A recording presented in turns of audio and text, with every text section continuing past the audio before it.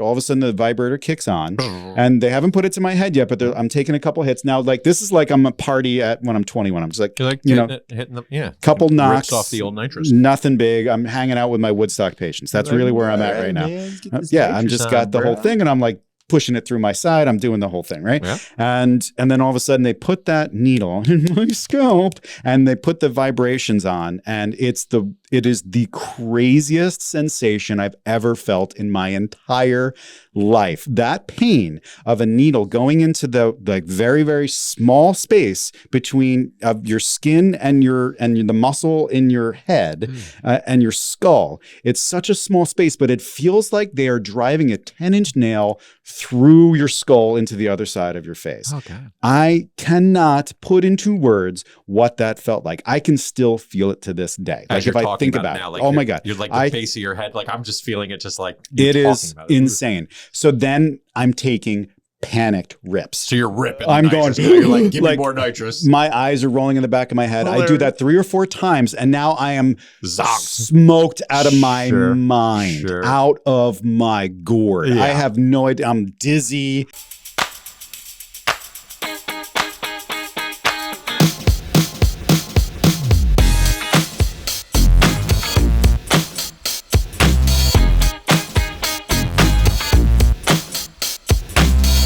This is the podcast that flips the health and wellness industries upside down so you can be your healthiest inside and out. I'm your host, Dr. Neal Smoller, holistic pharmacist, supplement strategist, and I am all by myself. More on that in just a moment.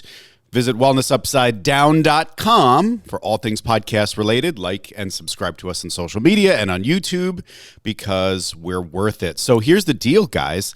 I'm by myself. I'm by myself because Mr. Mark DeSico is sick. The poor guy got himself a little case of the COVID, so he's out. And we thought we were so slick. We thought we had 4 episodes. Let's take a week off around the holidays. You know, we could do 1 more week. We're okay. And then he went away, and then he got sick, and that's turned into 4 weeks of no recording new episodes. And so here I am in a panic. So instead, here's what we're going to do. So I am going to give you as a holiday gift, as I kind of alluded to in those other episodes, the off-the-record content, specifically the episode about my hair transplant. This story, I had to share it, and the reason that I was really motivated to share it was that I just redid the imagery for my website and the Woodstock Vitamins website, and there is a stark difference before and after. So I'm actually going to put up on the screen here the 2 things. So that's me prior to the surgery, and a lot of people that know me are like, ooh, that was a before picture. And so this is the redo shot that we just got done about 9 months after the surgery. And yes, that is a big difference. There's a lot of people out there that have these kinds of issues, so I want to make it publicly known for them, what I went through and the results.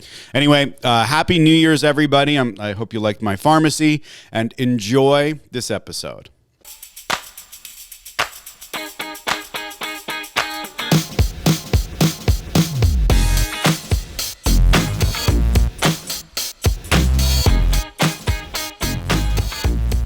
Hey guys, thanks for tuning in to Off the Record, the other conversation that we're having either before or after we record our real podcast, Wellness Upside Down. You guys are the hardcore fans. You're the ones paying the top dollar to have this extra conversation. We appreciate that very, very much. And we're hoping that we can deliver something of value.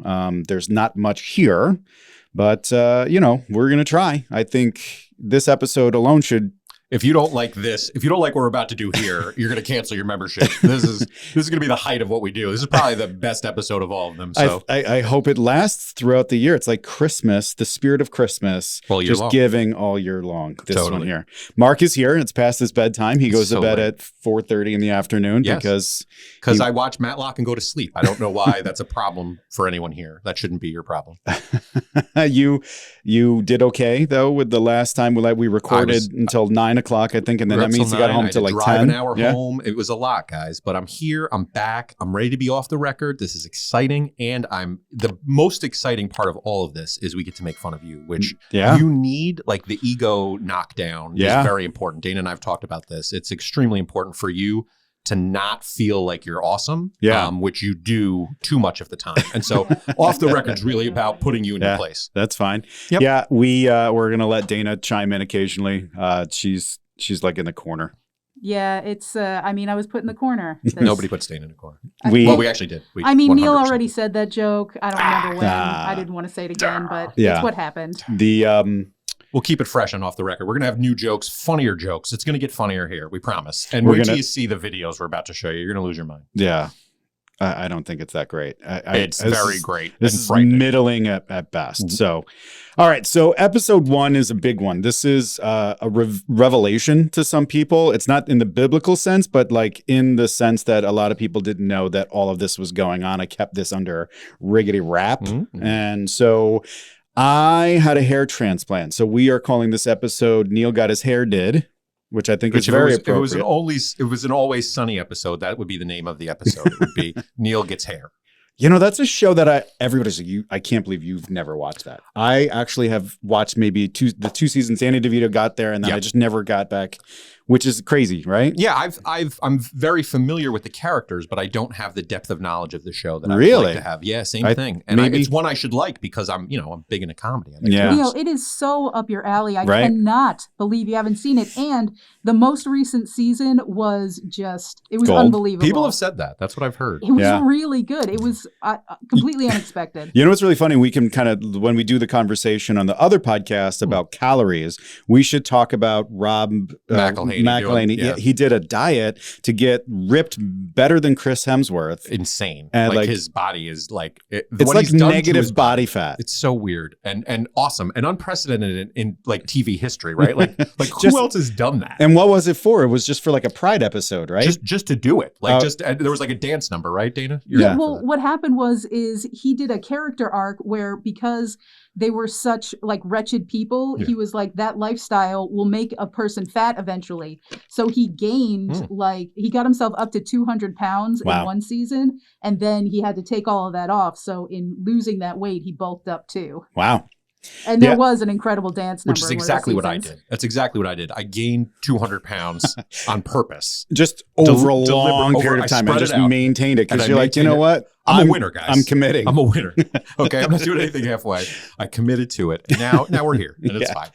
All right, so the podcast is Neal Got His Hair Did. We're going to talk about a couple things. First, my motivation, the why I wanted to do this. Second, the options that I explored. Third, we're going to talk about the consult, the initial conversation. Fourth, procedure, and then the first 10 days, and then I can just kind of give a recap. So basically, I'm going to walk everybody through the journey. So again, this is off the record, and this is kind of like more, like casual. We're going to be less likely to bleep curse words too here. Mm-hmm. So if you have a problem with me saying poopy doopy, I might say that again, or heck, like that might be an issue. Double hockey stick. So we are going to have these like off the record conversations, but they're also going to be medical in many ways. So we're going to talk about that. Like, the next episode is my European vacation. We're going to talk about the trip and just kind of BS about it. But then we're going to talk about nutrition and pharmacies and stuff like that there. So I hope you kind of get the sense of what we're doing. So first and foremost, let's talk about my motivation. And so this just makes me crack up because my motivation was totally like, have you ever seen a picture of yourself and you want to just crawl into a hole? Like it just ruins your week. Mm-hmm. And I'm not talking about like when you accidentally do a selfie of yourself when you're trying to take a picture and like your double chin is making that thing. Like I have been, like with the store and the branding and all of that stuff, they've been taking pictures of me and like it's just god awful. And I haven't revisited. It's not god awful. It's not god awful. Your ego is a mess here. We got to really ramp this thing up here. Your self-talk is nightmare fuel. So let's stop right there. There's uglier people than you. You're not an attractive guy, but there's definitely people who are way uglier than you are. Yes. I guess in the tier of Neal, on the spectrum of Neal, it was definitely in the lower rungs of what I would want life to be. That's How about better. that? That's better. Yeah, it's less than I would have expected of myself. And the hair loss was, it's of course it's subtle, right? So you lose hair over time. And I actually went as far back as my 20s. When Aaron and I started dating, I was thin and I was in shape. And I noticed that the one side of my head, so what is this? This is left and right. So like the right side of my head has always had a little bit of receding hair. It was always kind of cutting back. So I would do like this mini comb over where I would just kind of swoop. You know, I had the ridge, right? Everybody had that ridge. Sure. Yeah. Oh, yeah. Short hair, ridge poking up. Look at it, you guys can see. And like, actually, I remember you used to like pull it down and then flick it back. Oh, I get the flick. The flick is all part of the deal. Tick and flick it, baby. So like, I would just kind of like just, you know, like lick it one finger and then like kind of pull it down. So it was lick it and then stick it. Yep. And so like, that's what I've always done. And it, you know, it's gotten worse and worse, especially with, you know, the amount of stress in my life and just aging. So like, I've got a bunch of pictures here. So, and I'm just going to show them to Mark because he's going to comment on them. Wow. So, you know, besides the Poindexter. The Poindexter face, I mean, you got the pointy chin and the nose. I mean, you got the nose is going on there. And then you got there's the peel back on the side. So there's definitely the you can see it, right? Pattern. And seeing it compared to your actual face now, I get it. Like this is nice. This is good progress so far. Right. And so like we're, you know, that's it. That's a nice teaser. Yeah, teaser. Very, very nice teaser, because that's how I felt too. Like I was like teeing these up thinking, oh, it's not going to be very different, because I've been looking at my face since I've done this and I'm like, there's still like nothing there. Right. So then, you know, the COVID stuff. Right. Yep. And so we'll again touch on what I did with COVID later if you didn't listen to the podcast before, but I was in the paper a lot. There was a lot of pictures of me being taken. Everybody was very happy to get their vaccine. So there's a selfie with Neal, 20,000 times over, right? Sure. All shared on Facebook. And tagging that ass. Whoa. Yeah. Just the nauseousness. I'm like, can you guys untag me in those pictures? Yikes. I was just disgusted. This is the one that did it. This is the one. This is the one. I mean, you think it's worse than it. You have a gigantic forehead. There's no getting around that. Without a doubt. There's no getting around that. But it's not as bad as you're going to say it is.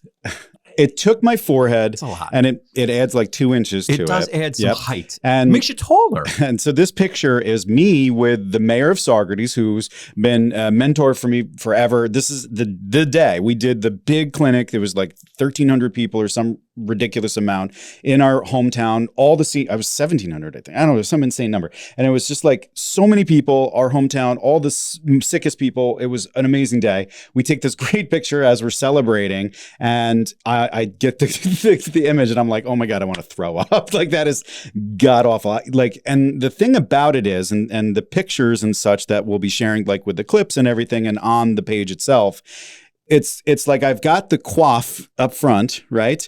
And then like you can start to see behind it. Like you can kind of get at an angle, and like it's like almost like a surf wave, you know, like when you can kind of get into the riptide there. You can really get in there. There's space. There's some room. And that was it. And I'm like, I have to do something.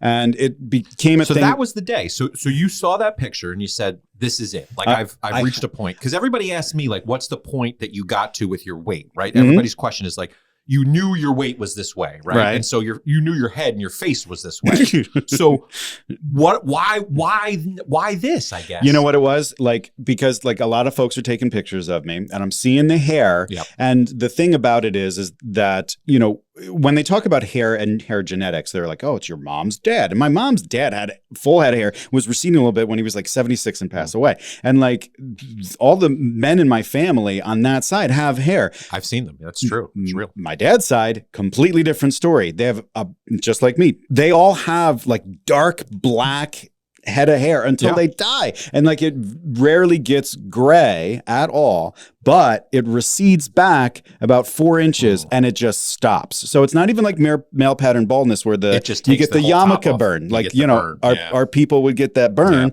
but no, they don't. Like it's nice and tight. It just goes straight back. And it just stops like right at like, so where my headphone is, it would just stop right there. It would be like a headphone burn. So, and so then the question is like, okay, so I just deal with it. Right. And so this is where the conversations came up in my head and I decided I wanted to do something. Okay, I'll just shave my head. Now look at the structure of my face. I can't shave this head. That's a terrible idea. At all. I mean, if I lost maybe another like 20 to 30 pounds, I don't Still even think no. then. It's the Awful. nose, the chin. It just doesn't work. Your You'd be a face is literal not- egghead. Your face is not built for that. No. I have a buffalo head. My head is so weirdly Your head is structured. I gigantic. can't even wear sunglasses besides the like, what are they called? The Ray-Bans? Like, I don't even think they make helmets that would fit. Like, have you ever bought a hat? Like, your head is gigundo. That So- actually brings it. I don't buy hats. I have to buy a low profile I believe it. fitted hat that's believe it. extra large. And then I have to wear it backwards because it doesn't even look right. It like adds another, it's like a 10-gallon cowboy hat on top of my head. Now, you have 15 kids. You've got a wife. What do they think about all of this? What's their take? Are you talking to them about this? Like, are you saying, like, Aaron, you look at my face. Why aren't you talking to me about my hair and what a mess it is? Well, like, I mean, she's been out of the marriage for a long time. Yeah, she's totally checked out. At this point, she's like, I'll just parent these kids and stay away from you. Yeah, let's just get these kids through high school and then and she's drop dead gorgeous and like she's way better looking. Wonder Woman, a better person just all around. All the things. Right? And so, and that's, So she doesn't care. The thing is, so where I'm trying to get to is she doesn't care that you're ugly. You care that you're ugly. I do. You care that your hair is receding. Not ugly, but Nope. your hair's it's running away from you. It's receding. You care about that. Yep. Aaron's like, I don't care. I'm parenting these. I got other stuff to do. COVID's happening. I got to bill all these people. Like, I got things to do here. Yeah, she was doing all the paperwork. Right. She's doing paperwork. You're running around like, I wish my hair looked nicer. Like, I feel like this is an unbalanced scenario already. It is. It was. And so but she vibes with me. She's into like cosmetic surgery. She's not like, and like, that's the other thing is like, we had this conversation, like what is legitimate cosmetic surgery and what ends up making you look like a cartoon character, right? Like, because that stuff starts to go bad. You start to do the eyebrows, you start to do the filler, and it just looks bad. And so it was kind of a conversation like, is this going to be smart? And I think because of the genetic stuff and because I went specifically to a physician that made it look very natural, and we'll kind of talk about that. I was kind of like, all right, this is it for me. And this is the reason is that, whatever. Yeah, Black Twitter says that white people age horribly, and they're not wrong. They're not wrong. White cracks. Yeah. Hard. So, I mean, it does. Hard. It just does. Yeah. So, again, this is all part of the conversation. And then as a side effect to this whole thing, I said to myself, if you do end up doing this, you need to get in shape. You need to, you have to drop the baby weight because I opened a store. That was my first baby. And then having triplets and an extra kid, all of that leads to, we were in Paris and we're standing there with the kids and we're waiting in line. And behind us is a young family. And the dad is doing exactly what I did, but just for one kid. I was doing it for 3 kids. Like they would have leftover ice cream and we just spent $8 per cone. So I'm not throwing that out. So ice cream. Gobble, gobble, gobble. And like, that's where it ended up. So like, I was like, I'm going to do this whole thing. I might as well like get fully into shape. And like, so I started running again and doing all the things I'm supposed to do. So the real like turning point for me, the family started watching The Office. And so The Office was the thing that I said, okay, I'm literally going to sign up for this now. Yeah. Not because Jim Halpert's hair is beautiful. Michael Scott got that season 2 upgrade. Season 1 is rough, Michael Scott. If you watch season 1 back, it's hard to look at his hair.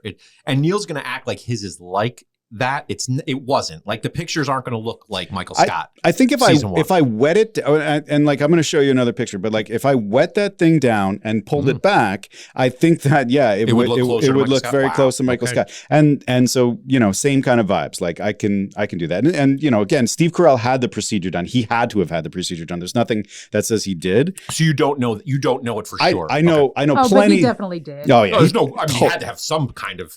Without a doubt, it wasn't just them combing. And like, no. And so I saw that done. I'm like, like he had that done. And I now fast forward, what has it been 15 years since The Office is on? And now he's gone from like 40 to 55 and he looks fantastic. Yeah. And it holds. And so I was like, you know what, this is the thing. So I got that season 2 upgrade is really what I wanted. So there was a bunch. How do you decide? So you're like a medical professional. Yeah. You don't like getting, we've talked about this, but you don't like getting medical care around here. Yep. Right. And so. Yeah, I'm not going to Kingston for this kind of procedure. This is what I'm saying. So like, how do you do research on something like this when you're like in the field and you know that like you're about to make a gigantic medical decision? Right. So it's very similar to the stuff that people do, which is look at reviews and look at who are the experts, right? And so I went to Reddit. There's a couple like hair loss subreddits just to kind of get a sense of like which doctors people are talking about. And the really interesting piece was there's not a like which doctor in America do I go to? It's like which country do I go to get this done? Wow. Because the price is literally a fifth in these other countries. Now, if you look at the pictures of American surgeries versus those surgeries, there is a stark difference. And of course, there's better here or worse? Much better here. Oh, because of the price. Because of probably the training and all of that. Like technology. Some of the stuff that I saw, like the amount of shedding and gross scarring and all, it just. I cannot believe that. Now, people have had great success stories doing that. And certainly if that's an option for you, go right ahead. You know, I've seen people go to Costa Rica for dental procedures, right? And like, we're not giving medical advice here on anybody. I mean, just to say, like, yeah, of course, do what you want. Yeah, do whatever. And like people have done that, but I can tell from a mile away that they had that whack procedure. Yeah, they saved money, you know, and like it. And so I guess it's not an area where you want to save money. Like I get it because you don't want to spend tens of thousands of dollars, but at the same time, like if you're going to invest in it to get a crappy version. I think that's really what I think the key word is like, if you're looking at this for what it is, it's an investment. It makes sense to not scrimp and save, I guess, or not go cheap. You know, when you see a price difference, like, so I was thinking it was going to probably be around 10 grand, right? And so that's where my expectations was based on where my head was at. It was less than that by a bunch. And like the guy, we were wheeling and dealing and it was good. But like the prices in Turkey for that same thing was like 2 grand. Wow. So that's too much of a difference for me. That feels scary. It does. Yeah. Right. And like and so the problem is when we're making these decisions about should we go to other countries, the piece of misinformation or bias that we have is about the idea that, well, their stuff is cheaper because of X, Y, and Z. Their stuff is cheaper because they have universal healthcare. Their stuff is cheaper because, you know, we overcharge, big pharma, all of that stuff. And I tend to think that part of that is true, but then there's a like for cosmetic stuff, I kind of think that that's not true at all. Because it's separate, right? I mean, it's like, it's not the same as like run of the mill surgery that you would get. Like hip surgery or, you know, something, I don't know. I'm kind of a more tangible sort of like medically necessary surgery is going to have a different route for sure than the cosmetic. So there's a couple options besides like, okay, so am I going to do it here in this country and am I going to do it in another country? It's the type of procedure that you're going to have. And so it's really funny because when we talk about this, we talk about hair plugs. And like, I was joking with everybody that I was keeping in the circle about it. I'm like, I'm just going to put pipe cleaners up there. It's just going to be stapled to my forehead. I don't hate just that, a bunch of ant legs, just like glued up there. Not terrible. And so the idea of hair plugs and what that is and like what the transplants are, there are 2 main transplant types now, FUE, FUT. Those are the 2. Okay. FUT are the ones that I think most people are kind of familiar with. This is follicular unit transplantation. And I think this one is like they take a strip of your hair from the from the back of your head, which is the donor area. Okay. And that strip is then surgically placed in the front of your head. And so so there's like they peel off like a runway and then take that runway and put it in the front. Yeah. Okay. And that's FUT? FUT. Okay. Yeah. I mean, in simple terms, again, right. like we're just whiffing it here. Yes. Yeah. And so like FUE is follicular unit extraction, which is essentially they go to the back of the head, the donor area, and they pull out individual follicles and then they put them individually where they belong. So it's not a strip, there's no scarring. And essentially what they do is they look for a donor area, which is the back of your head typically because sensitivity and like the density of the hair, right? And like, so, and then they try to pull out a bunch, but not enough where it would be noticeable, right? Okay. So again, so if your density, I forgot what the number was, like 130 follicles per square inch or something like that, they can only transplant up to, you know, again, I'm just whiffing the numbers here, like 20 or 30, right? Okay, so so they have plenty of select, you know, like a plenty of area to select from because, you know, they only have to take 30 out of the 120. You know what I'm saying? Makes sense. And then they can go do it over a bigger area. So the donor area can be a big part of the back of your head. And then the actual like transplant area could be a very, very small piece. So then they can really pull out stuff from this donor area without making the back of your head look horrible. which that makes sense. And so did you see a lot of like horror Reddits, like because that would scare me. Like if I saw a bunch of like people's head sort of ripped up in the back, or like, I didn't see any pre or post surgery pictures, and in fact, I intentionally did not. Okay. Like when you're going through something like this, just even thinking about it, right? Like you've had a scratch on your skin, and you might even have had one on your head, and like you understand that there's a unique pain sensation to that, a very unique sensitivity, and so I knew going into this that I would have some sort of pain or sensitivity, right, associated with this. I knew that I was going into this with that. I did not know the degree, and I was just like, I'm just going to wing it here. I'm just going to go in, I'll just deal with it, and I'll take Tylenol, and I'll be fine. Wow. Right? So raw dog the whole thing. Yeah, I just went in. I was just like, I don't want to know what's going on. And I had a good idea about how the procedure works and how the robot, because they use robotics to do it now to make sure that it's consistent. I'll kind of talk about that. But like, I knew that was there, but basically all I knew going in before the consult was I'm doing FUE, not the strip, and I'm going to do an American doctor. And you had decided that before you walked in the door? Before I walked in the door, before I found a doc. And so the other option, like there's toupees now, like that are crazy. They shave your head down and then they glue these things on, and they're long, and then they cut the hair, and it holds better than any toupees ever before, and like looks so natural. And so that was an option too, but I'm like, no, that's a lot. Like every 3 weeks having to go in and do that. So you're committing to that forever. Yeah. I mean, that's the thing about something like that, is like that maintenance is going to be for the rest of your life. Right. Do you want to be the guy from Goodfellas? Right. And like just the thought of stuff like weaves and stuff like that, just the amount of effort those folks do. If we don't get pictures of you in a weave as part of this, Dana, write that down immediately. We need a Google image of Neal with a weave. There's so much effort. And so I just was like, what's the easiest thing to do? And then so there's other options too, like medicine. I could have just done a medicine trial. There's all this like hair stuff, micro needling and such. And it's really interesting. One of the things I'll say a little bit later is like when it was done, basically it was redness. It was inflamed on the line where, because I just had a bunch of holes poked in my head, and just the discoloration, the darkening of that skin from the pale pasty white that I am to just a little bit darker from a distance, that made all the difference in the world. And I was like, wow, that's interesting. And then my doctor tells me, he's like, there's surgery where we just put a bunch of dots as a tattoo on your scalp. So that way, again, you do a little bit of a comb over and then it's just dots, and then it gives the perception that your scalp is done. So there's all sorts of different options. I had decided not to screw it and just go bald or do any of that other stuff. FUE is what I'm going to do. So I researched and found a doctor.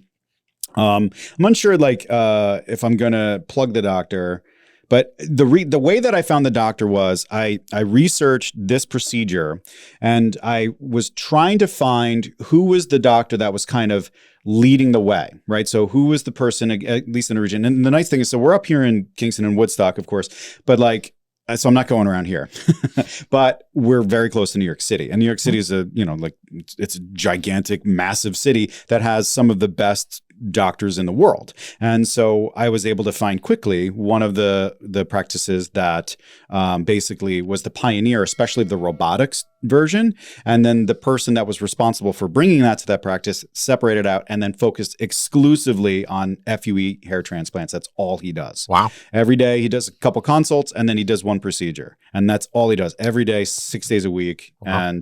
And so he was, he's done all the media stuff, and so he's been around. So I went and I had the consult, right? And so this was the interesting part, is he's taking the before pictures, and essentially what he does is he draws a line. He says, this is what your hairline is going to be, right? And he kind of explains the procedures. I ask the basic questions, very important part of the conversation. I'm asking him all the stuff that we've kind of talked about, FUE versus FUT. What's the day going to be like? How long is it going to take? And generally he says it can take up to 9 hours, and it's a very tedious procedure. If you think about it, you're going to need about 1,500 grafts is what he found out. So think about that, 1,500 hair follicles. Individual hairs. Wow. Pulled out and then put back in. Yeah. Oh my God. Yeah. So and they'll do 3,000 or 4,500 in a day. So it takes a long, long time. Holy cow. And he's looking at your scalp. He's like, okay, so you got donor hair. So the thing about my hair, it's thick, it's coarse, right? And it's dark. And it's like, I'm just starting to turn gray now and I'm 42. So that's good, right? Which is great. Yeah. And so it's all good. So he's like, you got a great donor area. This is probably going to be very easy. And, we'll see though on that day what it looks like when we start pulling these bad boys out, right? Because he doesn't know, right? So like he could get going back there and everything's a mess. Like he doesn't know. Right. And in fact, part of the sign off for your procedure says, if we start going and it sucks, do you want FUT, the original thing? Got it. Or do you want us to stop? What'd you say? Stop. You said stop. So you really were against that peeling that section. I'm not going to because again, the line that we drew in the sand was like, we want this procedure to look as natural as possible. And if it ends up with scarring and all this other stuff, that's not what we want. That's not natural, right? No. And then you've created new problems now. So now you have a forehead that's like you're calling attention to because it's all jacked up. Right. And so actually calling attention Dusty Roads. It's a really interesting thing. So I decide that I'm going to do this, and I start having conversations with like a couple people in the inner circle, right, about it. And they're like, "Oh, good for you." And like they don't get it. Like they don't see spending this kind of money on the thing, but I can see they're like, "Good for like the eyes are raised." Like, that's great. Yeah, cool. Yeah, okay, cool. And so then the decision. So I'm going to fast forward to once it's done. Do I tell people that I've had this procedure done? Do I have a podcast episode? Yeah, it's a great question. Sure. Where I have this procedure done. And the answer is undoubtedly yes, because I'm going to tell some people, and then it ends up being the whisper. Oh my God, do you know that Neal had a hair transplant? He had a hair transplant. And he didn't tell anybody. He didn't tell anybody. And to be a secret. So like I decided 100% I'm going to get behind this because as people know, I'm also a bit of a ball buster, right? I'm a little bit of a wise guy. So what would be directed at me would be like years, decades worth of guaranteed. Yeah, of like sarcasm. You give too much crap out to not expect it to come back to you without a doubt, 1,000-fold. So it's really funny. So like the day I get home and the day I get the bandages off, I start with like, okay, where's my wise ass cousins? I just start texting them. I'm like, this is what happened. I get all the aunties and uncles. I'm like, all my friends. I'm like, it's you gotta done. know. Everybody's got to know. So I told everybody and they're like, what? And then like the crazy part is when I made that decision to tell everybody, I'm like, you got to see how bad it is. And like the immediate post-surgery stuff is like, what were you thinking? It looks like just like raw sausage, like just a mess, just like chopped up nastiness. My daughter wouldn't even sit in the same room. That bad, huh? Yeah, she's a little squeamish anyway, but like she's like, I don't want to look at you. So is that the extra kid? The extra kid, yeah, she is extra. The plus one. Gloss over how you call her that. The plus one. She knows that's what we had kids, and then an extra. And then there's another one. Because I own $8,000 in birth control. Why would I use it? Right? No I need. Skipped that whole lecture in class. That's right? fine. Yeah, rhythm method. Right. It's a good point. So, all right. So going into the procedure, I've already kind of covered what I know about it, but essentially, there's a robot that pulls from a donor area. All right. And so it's like like an arm, right? Mm-hmm. And then they use a grid, like basically like a square. And actually, I'll just bring the picture up because that's just way easier than saying all of this. Sure. So here it is. So here's the arm. Looks like a holy guacamole. Right. So there's the little card there, right? So you see that card, right? Yeah. Mark? All right. Yeah, don't say anything else. But I won't. But the card, if you look at the picture, it's like rubber banded down. Mm-hmm. So that way it holds on the head, and then the robot can find out where it needs to be and then pull the stuff, right? So then that's what I know about it. So that's great. So I'm excited for that. And I know that, I'm probably gonna have to like cut the hair's got to get cut back there, right? And I know that they have to numb the area, right? So those are the things that I know going in. Okay. So now we get into the reality hitting the road, which is, so I get in there and the first thing that he does is he wants to plot the line. This is what your hairline is going to be. And I'm going to, and so the very important point of distinction. So the robot pulls the hair, and it does so in a very, very linear grid robot-like, makes sense. Pattern. Like right? along a pattern. Right, exactly. Because it's a robot. So it's just doing the thing, right? He says, you don't want that. You don't want a robot to put the holes in your head and put it in there because it's not going to look natural. It's rows. So then, right. He does it manually, right? And then so he draws this line and he says, this is basically where I'm going to go. Okay. And then there's going to be a couple hairs that'll kind of dip down, right? Okay. So this is the picture. never mind my facial expression and how tired I look because it was 4 a.m. But this is the line that he draws. Now, the line, the difference now, holy cow, you see it, right? Right. So the line exaggerates how bald I really was. It looked like I was a unicorn. Yep. Like I had a coif of hair that just kind of like fired up and then just basically a semicircle, right? This picture is gold, guys. I mean, this is the one you meme out. This is the one. I mean, this is like, it's got the drawing on it. I mean, it's everything you need. Right. And so let me see if I got another one. This is just another before picture, with friends of my, and I'm just like, it's cutting back and it's just looking like a mess. Yeah. But yeah, so and then I got this one from a little bit above, and actually I don't even feel like this is it doesn't give you the in, like this coming in section is where the action is there. Right. And so you can really see it. Yeah, it's pretty unreal. So I now have the line, and now it's time to get the start of the procedure. We have to get the area ready for surgery. We have to cut the hair.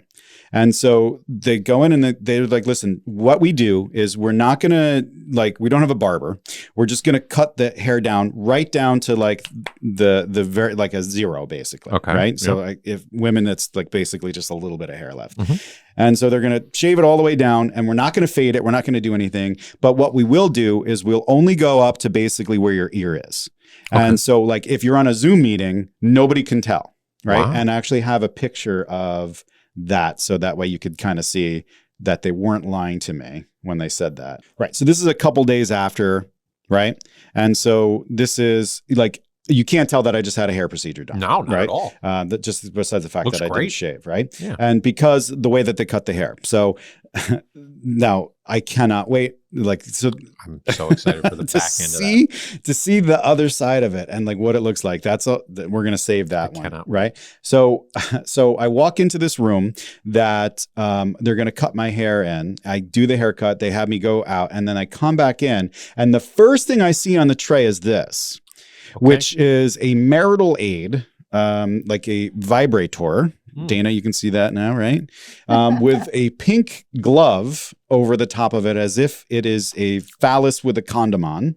And I go, what's going on here? What are you guys up to? What are we getting into? What kind of party are we having? You should have done a little more research on this. I said pubes. I was trying. You don't know where the hairs are coming from. Yeah, what's the donor area? This is what I'm saying. Where's the donor area? Yeah, and so this, I think, was the thing that like I was like, I don't know what I'm getting into, right? It's gotten and serious. I take a picture, I snap, and I send it to my inner circle. We're all laughing about it. Basically, they have to numb the skull. It would be a numbskull. They have to numb your scalp where this area is, right?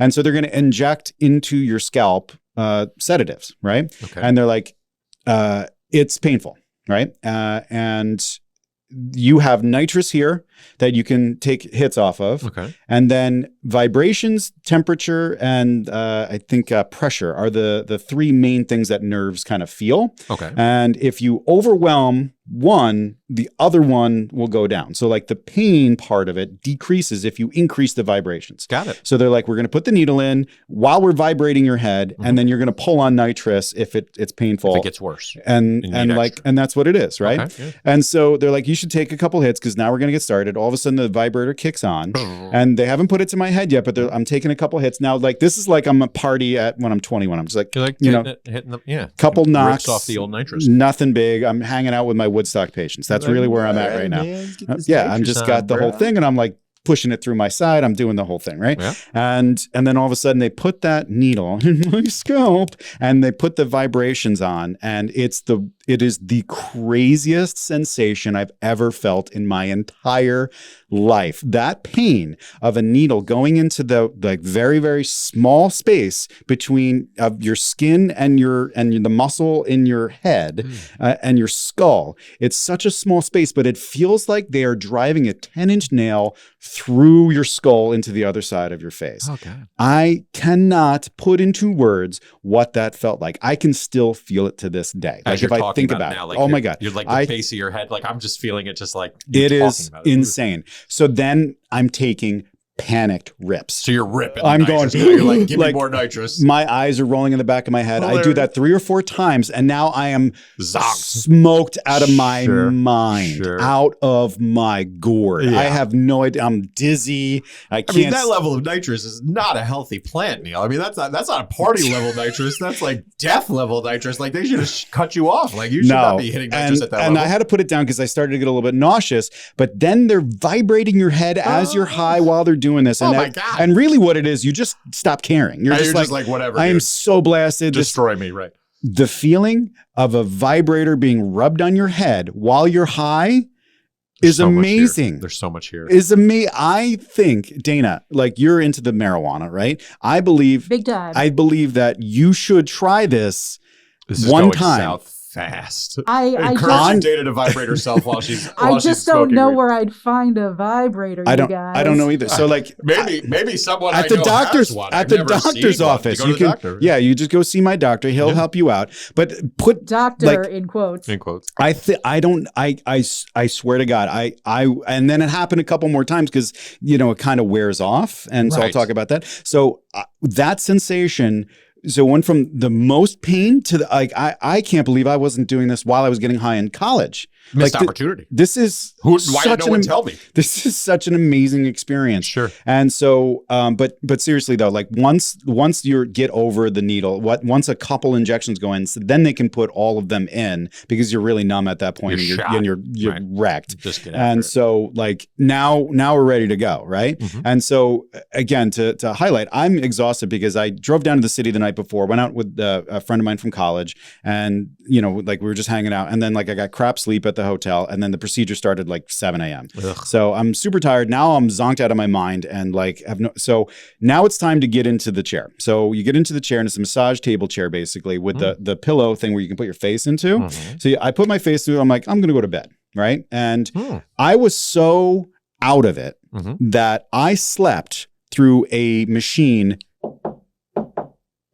Banging on your head. pounding on my head. Wow. As if you were taking like a drumstick and just kind of like stabbing it into a desk. Dear God. That's what it felt like the machine was doing to my head, but I was so numb I didn't feel it. The doctor in between like sessions, because basically the machine will pull out about 120 follicles at a time per run, per right? run, and you needed 15 hundo. Right. So 100 of those runs, essentially, right? Okay, yep. So it's a lot. So Yeah. like I'm just sleeping, and I'm just kind of like occasionally all of a sudden the doctor will push really tight on my head, and it'll push against the massage chair. Mhm. And I'm like, man, he's really pushing there, but I'm too tired. And like my face hurts because it's just like pushed down so much.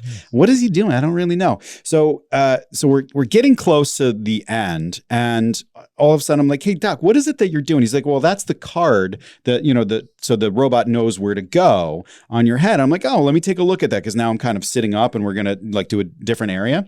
Mark, it's not a card that's rubber banded to your head. On the other side of the card is about 30 needles. And so in order for it to stay in place on your head, they have to squeeze it in like we're putting a tee into a golf. God. Yeah, So like, it's like a cleat. It's like taking a cleat and stepping on that's your the head. word. Yeah, it's Dear God, it's man. like a cleat. And like I think if most people knew that was what happened, They wouldn't do they it. wouldn't go near it. No, not a chance. Now I didn't feel a darn thing because Well, right, of you what were was so going on. zonked out, right? But there's blood, and like it's a very like, and so essentially what he was doing was he was shoving that son of a gun right into my scalp over and over and over and over again, right? But he's got to open it up, right? So he's got to use that. It's almost like it's not opening anything up. All it is just kind of like putting it in place so that way the robot knows like this to is the get there. field of. So it's just to find the spot. Yeah, that's Okay, it. So, I got you. but in order to make it so it's not moving and the You gotta robot stick just it in. starts going nuts and It just starts pulling dropping my hairs hair. wherever, Right. right, Yeah. Oh. So, and the other thing I was like, so what I noticed happen, Doc, is like the machine is kind of doing that and like kind of hitting me hard. And then all of a sudden I feel the nurses kind of like scrambling around. And so he says, all right, so this is what's happening. The machine grabs the follicle, kind of like sort of how like you would transplant a tree. Yeah. Have you seen those machines that kind of Lifts like, it up. yeah, right. So, and so basically all it's doing is like, it goes in, pokes the hole around it, and then pulls it back a little bit. And then there's a nurse sitting there that's trying to keep up with the machine pulling the follicles out. Wow. And counting. What a job. That's a Right. career. They are fantastic. That's and so then once the machine's done, two nurses then go quickly, and then they throw it in. And one of the things that this doctor does that's unique compared to other people is that he doesn't put it into just like water, right? There's a special solution that he was using that's, in clinical trials has been shown to make it so the follicles are more likely to take hold in your head and all of this other stuff. Okay. So they pull out these follicles. So two nurses are responsible for that. They put it into one or more Petri dishes. They hand it to another nurse who's at a microscope. Okay. And her job is to count and grade the follicles. Number ones are awesome follicles. Number twos are decent, and threes are okay. And then what they want to do is they put the ones up front, and then they fill in with twos and threes for the rest of it. And so the tedious nature of this, 1,500 grafts have to come out. 1,500 things have to be counted. 1,500 things have to be separated into all these different Petri dishes. And graded and individually placed. And right. And so now, and let me just see here if we have some pictures for this part of the process. So, so that is done. Rather quickly because I'm zonked out and I just have no idea where I am. That's right? good though. I mean, that's what you want, right? I mean, you want to be zonked for it. Of course. Because, like, you don't want to be, aware of this. Right. So once we're done with taking the mask. Yeah, right. They have to bandage the back of my head, but they just for the in between steps, basically.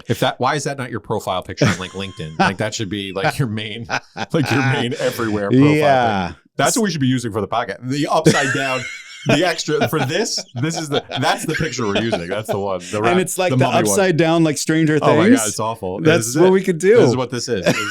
We're in the upside down now. This is next level nonsense. Oh my God. Crap. You guys can't, I wish I could describe the picture for you. It's like a mummy sort of had like vibrator sex with like a creep. Like it's just, there's so much happening. Yeah. And don't worry, they'll see it.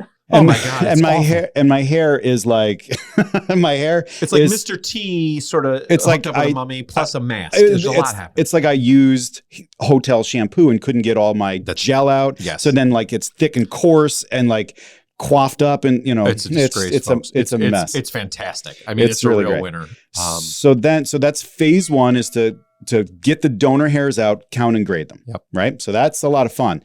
Phase two is we have to make holes to plant the new trees in. Yep. Okay. So now let's think about that for a second. So this is again another thing that I didn't really kind of put together when I was doing this. I'm like, oh, they have to put holes in my face. Right. So, and again, I thought robotics and all this stuff. No, maybe special tool. Nope.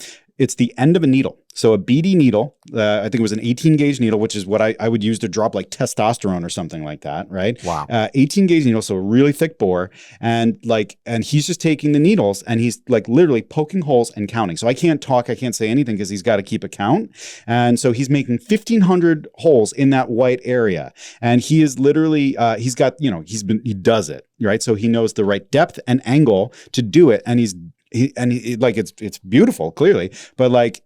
I have to sit there while somebody's doing that, right? And so now this part of my head had to be numbed. So they had to do the vibrator numbing thing. And it hurt almost worse because of where it is right here. The front of your head. Yeah, that's sensitive. So now I'm numbed out up here and everything's like whatever, right? And so basically the picture from that, this one might not make it, but essentially it's the before picture that I just had. Now it's just got blood stains on the bandage because of course you're poking holes. So one of the nurses up there, she's just spraying normal saline on it just to kind of keep it clean, right? Clean and like wet. Sanitized, right? And then she's wiping away the blood before it gets into my eyes and stuff. And so the direct photo of that. So this is me with holes in my head. And so actually it looks better. Like he said, like that's almost a technique. Like that's unbelievable. The difference with just this. Right. Just by discoloring the scalp, essentially, it changes the way that your head looks. Like it looks really completely different. And so this is where I get it. Like if somebody wants to tattoo their head. If that was it, if that's all you did, that's not the worst. I mean, it's not, I wouldn't want that forever, obviously, because what you've got now is better, but that's not terrible. It's not certainly terrible. Better than what you had. Not terrible. So you got to feel really good. I don't want to cut to the end of this thing. But you got to be feeling really good about this, like at this stage. It's I'm kind of like mixed emotions because it's starting to. So there's like the after period. Yeah. So we're just getting to the part where it's growing. And so I'll kind of cut to, Yeah. we'll go over that later, but like it's just starting to work, right?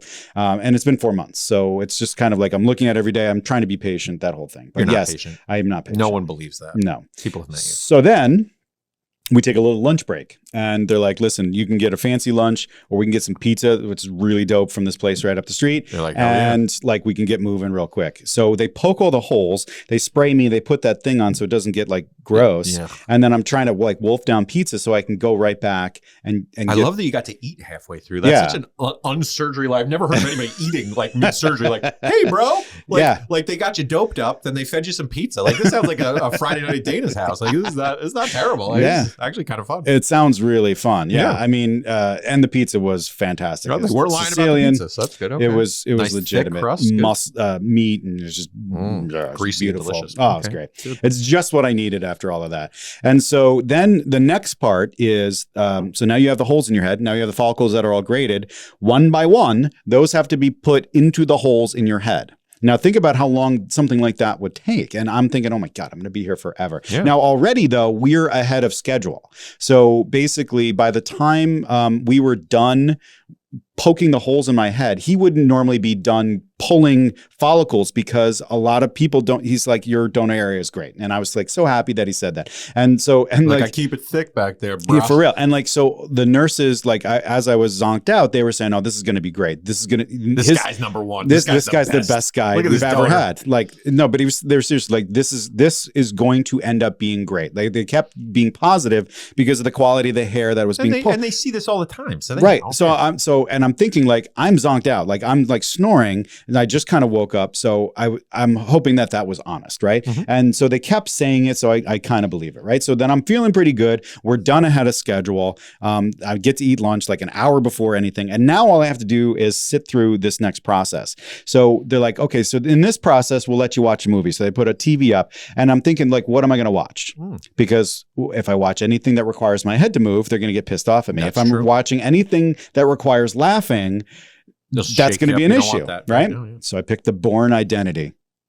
There you go. It's a good one, right? Because you like literally all you're doing is just kind of sitting there and your eyes are tracking, right? There's no emotions in that movie. You're just watching it really intensely. Sure. It was perfect. And so basically I watched 95% of The Bourne Identity while two nurses I cannot believe it because like essentially what I'm feeling is they're leaning on my head with a petri dish and you can feel them pick up and then place and pick up and place. And I'm telling you, it's not something slow like you're playing, like jacks, right? Like game, like like the ball and all that stuff. It is boom, boom, boom, boom, boom. Like I could not believe how fast that these two were moving. And they're like, no, they've been doing this for 14 years. They know how to do this. And so they were like moving when that happened. And so 1,500 grafts got placed in my head. Now, the interesting part was, again, so I had the numbing done. I had the holes poked. I had lunch and I get back and then they're starting to do it. I'm like, am I supposed to be able to feel anything? And they're like, absolutely not. And I'm like, okay, because there is sharp shooting pains every single time you do that. And they're like, okay, we're supposed to stop. You were supposed to say something about 15 minutes ago when that happened. So they stopped and then I got re-numbed up, which I'm taking the huge tokes and stuff like that. And so then they start to do it again. I'm like, oh, okay, yeah. The pain that was associated with not being numbed enough, like I was numb something. I could not imagine how that would have felt if I didn't have all those drugs in me. I can't imagine. Like, it was very painful. And so, and that was my fault for doing that. Just being like, I think this is supposed to be normal. They're supposed to do something. So we sit through, we're done. So now the procedure is over and I can't take myself home because I've just been on drugs all day. So I have a buddy take me back home from New York to Saugerties, and I have to keep the bandage on overnight. Now, the interesting thing about the post-surgery process is that you're not allowed to touch your head for 10 days. Wow. You can't touch your head for 10 days. But it's probably feeling itchy and gross and like nasty, right? Yeah. So the follicles will hold after 10 days. If they get disrupted, they probably won't hold at all. Once 10 days is up, it's still scarred up and it's still a mess, but you can rub and tug and all that fun stuff. Sleep or stuff? Like I'd be so nervous putting my head on a pillow and or anything. So that's just it. It's like, how do you sleep? Right. So they're like, you have to sleep at a 45-degree angle. So that way you don't have gravity, pulling all the blood to your scalp. And then you can't touch your head. You can't lay on a pillow. right? No, yeah. Right. So I created this whole thing where I used a couch cushion to kind of cock me up, and then I put pillows on the side of me. I basically did what I did for my daughter when she had colic. You know, I Just like propped yourself up. prop myself up, and I Sure. like snuzzied myself in, right? And I'm then like, just pass the hell out. and like tried to sleep. And you know, it's really interesting because you think you're not going to sleep. I had the most restful sleep I ever had for only like 6 hours. Yeah. But it was so restful because I wasn't moving and rolling, and like I was just like numbed up in one spot. Sure. And like from a pain management standpoint, Tylenol is it. That's all you get, dude. And so no more nitrous. So they cut you off the nitrous. they didn't let me go home they with were a tank. Like, hey, he's a little bit too into the nitrous. Yeah. So Tylenol, and that's all I really needed. I did not have pain after that. You have to keep up your fluids, and there's like a whole like regimen. So after I think it's like 12 hours, you can take the bandage off, and then the donor area, because there's no follicles there that have to grow, you can just scrub that and rub. So basically what they say is like, you want to, spray it down, and you want to then like apply Neosporin or bacitracin. Okay. And you want to do that twice a day, just so that way Keep it clean starts to back there. heal, right? Makes Yeah. sense. But in the front, you don't want to touch, right? So gotta leave it alone. So let's look at the day one pictures. So this is the morning of. I get to take my hat off. Dude, that looks great. I know, like, I want to make fun of you because it's my favorite thing, but this is me leaving. That's much better. Yeah. That's much better. That's more fun. Very high hat. Sure. And then this is the next morning where I get to take. Already better. You're right. So like because of the darkness of the scalp, which is it's amazing, it's a real right? thing. And so then I get to take the bandage off the back. Are you ready? This is a big one. Back. It's like how do I describe it? It's a reverse Joe Dirt is really what it is. It's a reverse Joe Dirte. It almost feels like a Lego character where you put the hair on the top and then you peel it up. Like it's just the plastic back there. Right. But then there's all the hair in the front. It is so ridiculous. Oh, did you see this? That is so unsettling. the haircut is one thing. And then it also goes to another point. Do you see these knots on my head? Yeah, no, there's right. So if I shaved my head from a baldness, it would look awful. Like this, you got crevices, like you've got valleys and creeks. This like picture, look at this picture hard. It looks like Krang from the Ninja Turtles. Yes, like the brain. Krang. It's Krang. It's a brain. The two I'm cheeks, looking at a pink brain. Right. That's what's and happening. so what we're seeing right now is the follicle areas themselves, the donor areas. They're red and inflamed, and there's like little drops of blood that are kind of pooling. And so it looks really, really raw. It looks like raw meat. Yep. And then the haircut is a whole nother level of insult. Sure. So you have this thing, and then you have the haircut. And so my daughter could not take the blood look, because it looks like I just pulled my scalp away, and that's my brain. No, it's bad. Yeah, it's really It's real bad, folks. Really It's a mess. This is worth all of whatever you spent to get whatever we're charging. Mark you for just this, threw up. The puke level is just. Ugh. So then this is later that night, because basically you can then start to shower. And so you can then like start to clean that area and then put the ointment on it. And then the next day is when you can start to clean the top. And so when you start to clean the top, you can't touch it. So what you do is you take baby shampoo and you put it into a cup, and then you fill it up with water, and then you basically are rinsing. So that way, you're flushing away all the kind of dirty stuff. Right. And so once that was done, let me give you an idea of what that looked like. And this whole time, you don't know if it's actually going to take. Like I still don't know. They've gassed you up, like literally nitrous you, but they've also gassed you up, like they were saying, like, man, you got a good donor section. So you're like feeling like, okay, this is going to be really good. But there's no guarantee. The first 10 days. So like if I don't do it right for the first 10 days, then we're in You're screwed. Deep doo-doo, right? Yep. So I think were you out of your mind that 10 days? Like it was the worst 10 days ever, not because of the pain or anything like that, but it was really here's the trying picture. to keep your hands off, Keep right? your hands off of it, and then like try to be normal. So this is the 24-hour period. So this is really red and really inflamed. Raw. Yeah, that's rough. But then you can also see Maybe I like it raw. How bald. It's pretty bald. You really, this picture really brings it home. Right. And so So you would shower and see that. So that's what led to this. I get it. Right. Yeah. So like, and like even out of the shower, out of the pool, my instinct was always to just shake it, and do do the comb over, just because like this is what would show up. And in fact, we went on a vacation right before this, and like we were with friends, and they're like, and they're trying to talk me out of it. Like, what are you doing? Like you got great hair. Fine, and then I did that. I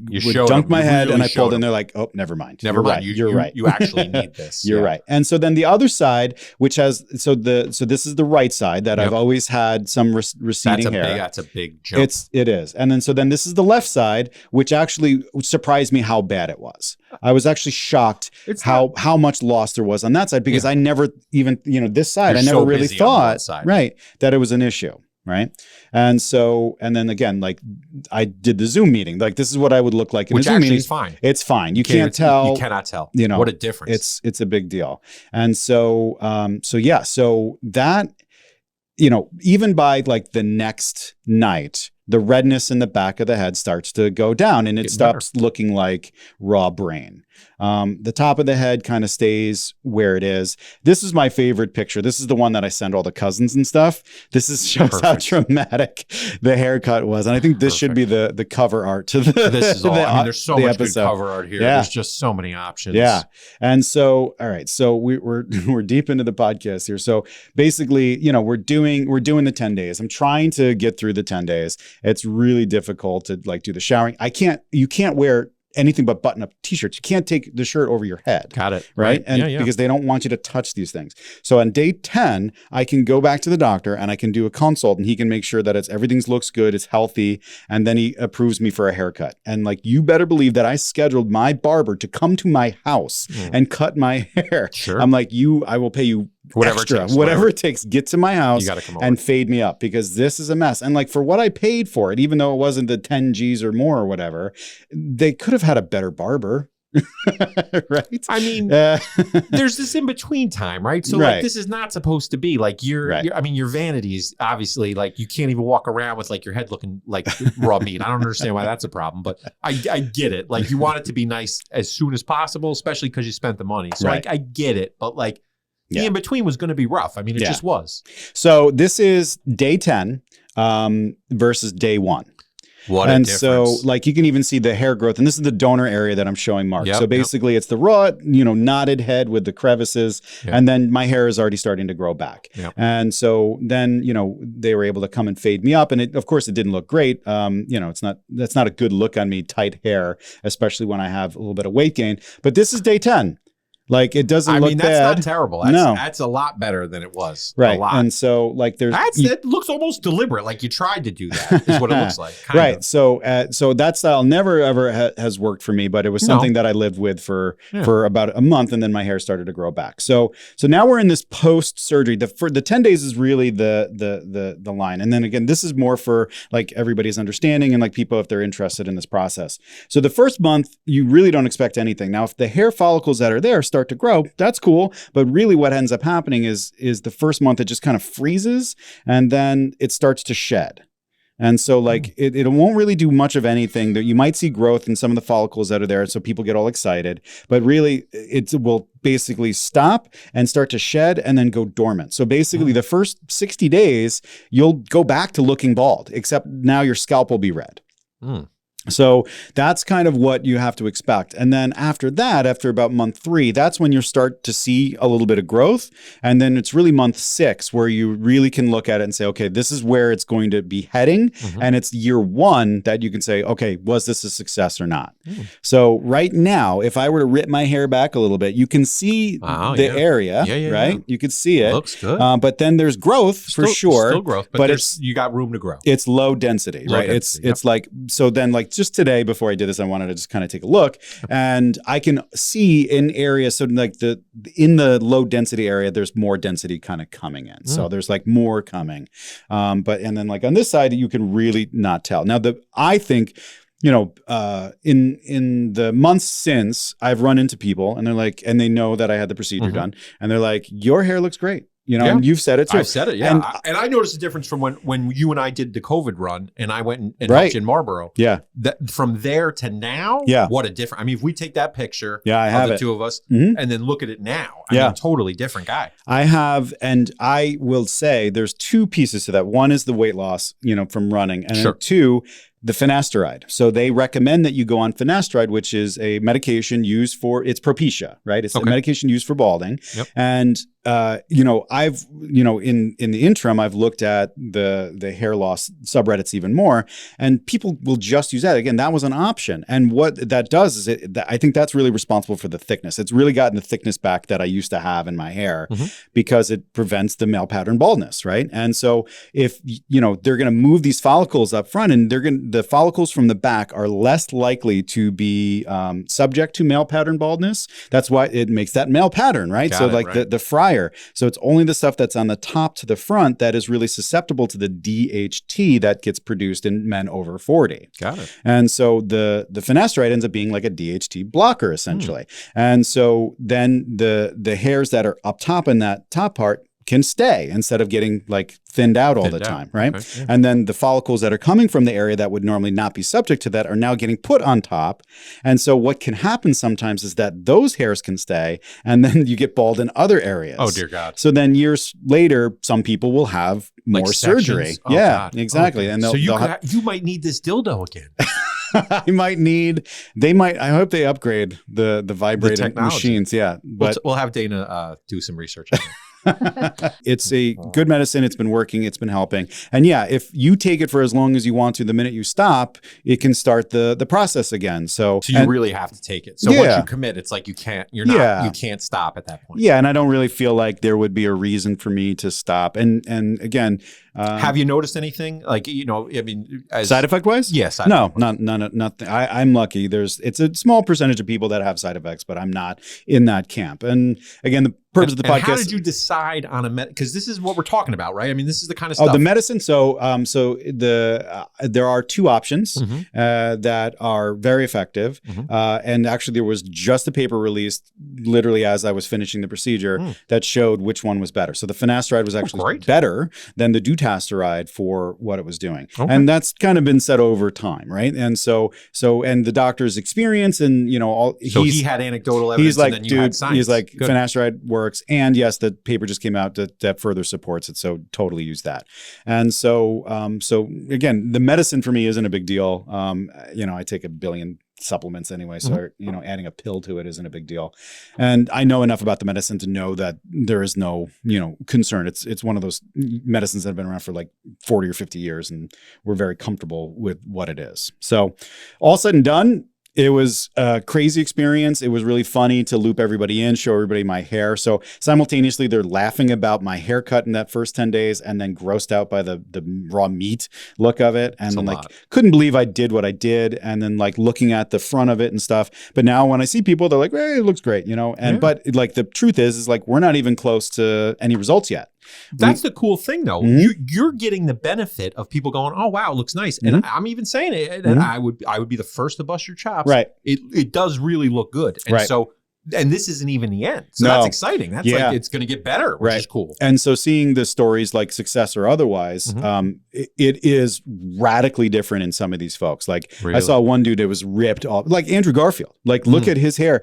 Jude Law. There's all these dudes that just recently had this procedure done, and it like fully like puts that line back, and it looks thick and like beautiful and gorgeous and like so luscious. I think it's neat that we're taking the time to go to this depth on something like this, because we're talking a lot about the decision-making process. How do you do change, right? And so it kind of fits with the regular podcast we're doing. And this is obviously the upside down version of the upside down.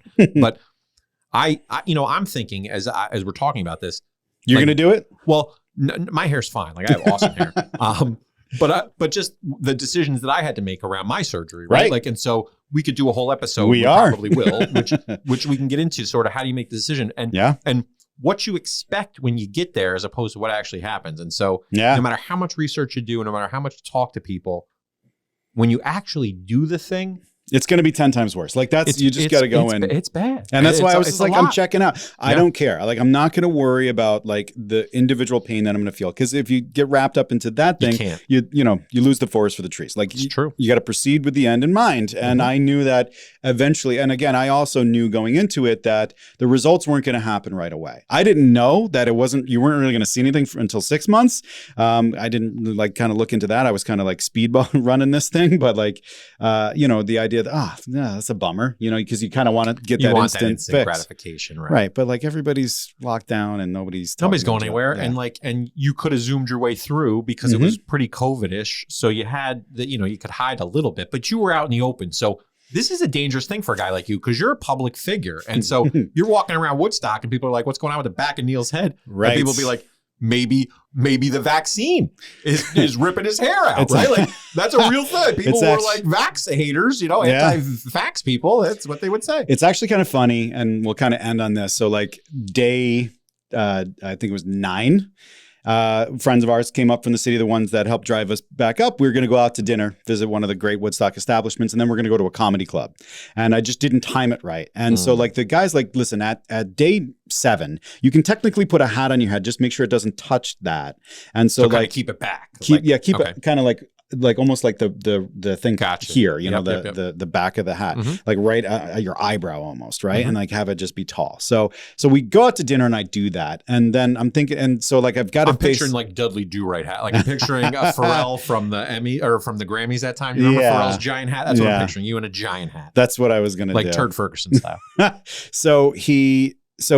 I've got this hat on at dinner, and so it's a funny hat. It's a big hat. And like you can't tell from the back because it just looks like, but I have to get up like multiple times, adjust the hat, clean it because I'm just, so gross. And so like now I'm going to go to a comedy club. Hilarious. And I guess so like so my wife and my friends all went to that, and the comedian was riffing for like 20 minutes about being bald and considering doing the transplant surgery, I guess.